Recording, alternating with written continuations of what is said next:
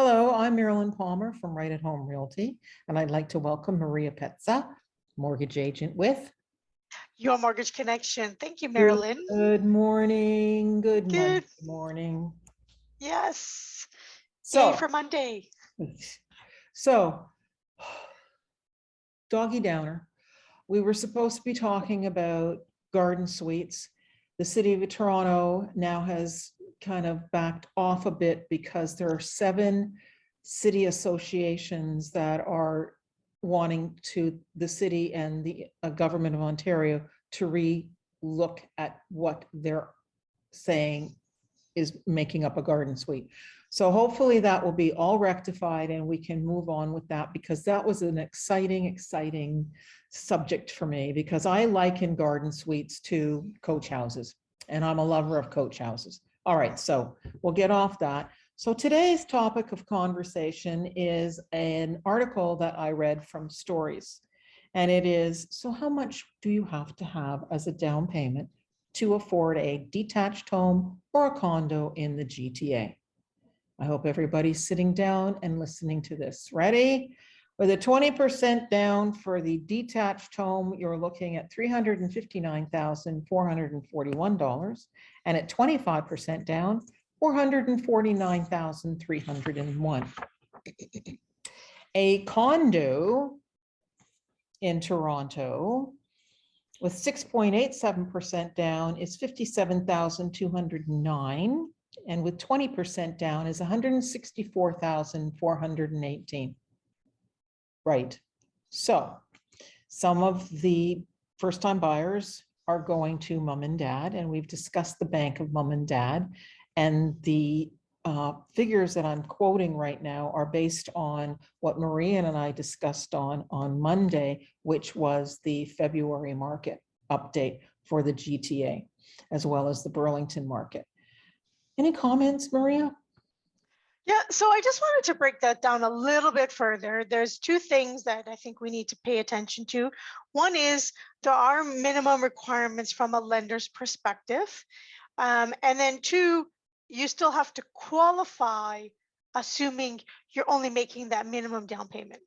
So starting with the first one, the minimum, so if you're looking at anything under $1 million, there's a tiered, or we call it a tiered rate.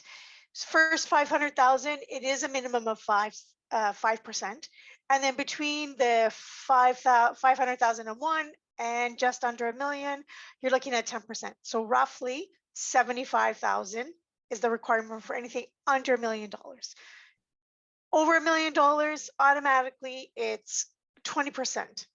So yeah, so it's $1 million on one, you're putting $200,000 down versus $999.99, 75,000 minimum.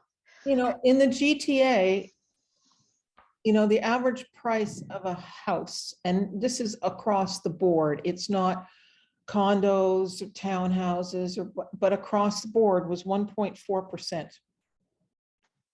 I mean, sorry, 1,400,000 some odd thousand. Yeah. Effective February, at the end of February in 2022. That is in the GTA. Now, some areas are lower, and we get that. But how does a first-time home buyer even look at buying a house other than through the bank of mom and dad? You know, they have the RRSPs that they can tap into. There are certain incentives out there. I get it. Still, and even with my clients, they're saying, you know, we could sell at a really good dollar, but where are we going to go?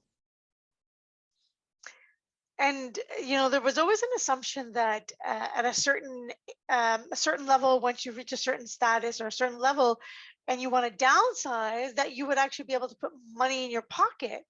I don't know how successful that's been in the last few years, because even as people move out of the city, there's been a huge demand for housing outside the city, and therefore has increased the I'm gonna say it has value. increased the purchase price of those properties. So now if somebody in the city is selling their average home at 1.4, there was a reasonable expectation that you could buy something under $1 million, put some money in your pocket, and put it towards your retirement fund. Nowadays, it's been a bit of a struggle.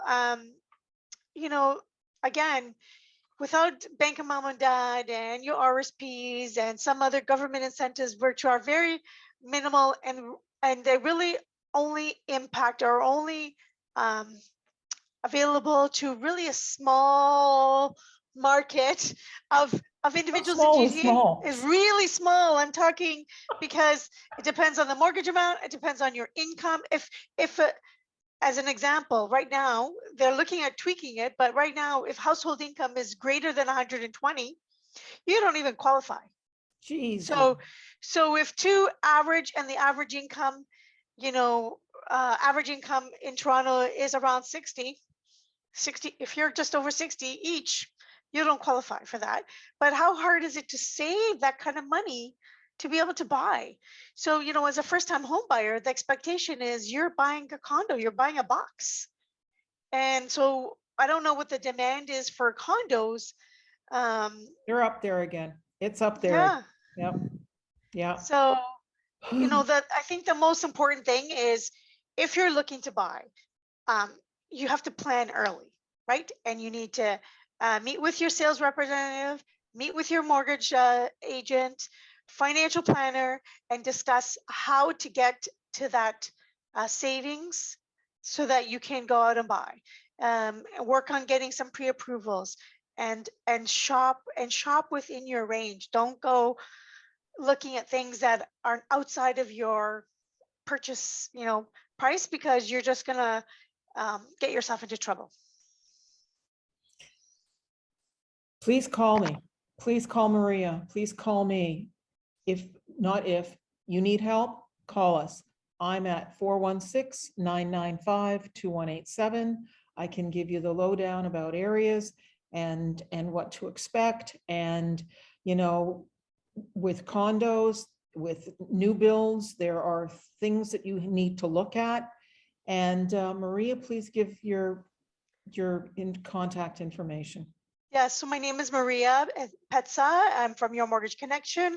My number is 416-254-8401. Please call me, even if you're just looking and thinking about it, so we can plan ahead. Yeah, that's a good idea. Thanks again, Maria. Thanks everyone for your time. Have Thanks, a great everyone. Monday. Happy Bye-bye. Monday. Bye.